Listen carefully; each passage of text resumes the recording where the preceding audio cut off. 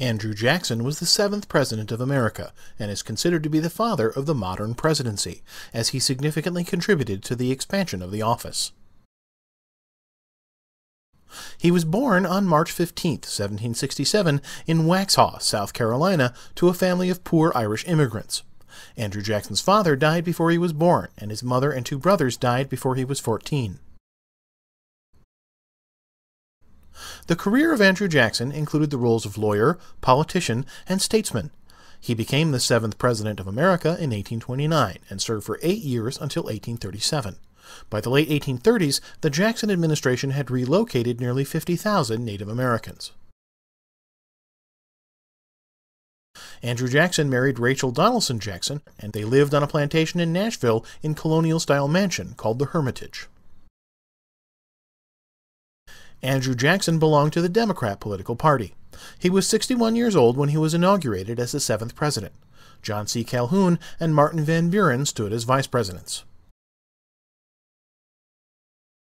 Andrew Jackson was a tall man, measuring 6 feet 1 inches, but he was also very thin and never weighed more than 145 pounds. At the age of just 13 years old, Andrew Jackson joined the Army to fight in the Revolutionary War.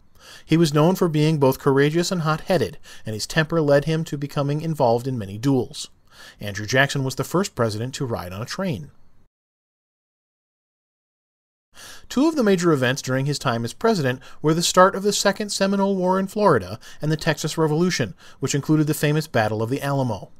This brave battle inspired Texas settlers from the United States to join the Texan Army, which defeated the Mexican Army.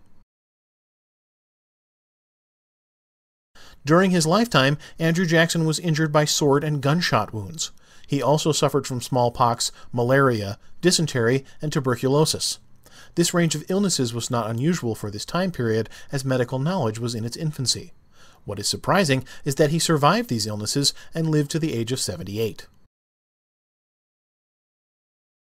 He eventually died of consumption, dropsy, and tubercular hemorrhaging on June 8, 1845, near Nashville, Tennessee. He was buried in the Hermitage Gardens next to his beloved wife, Rachel.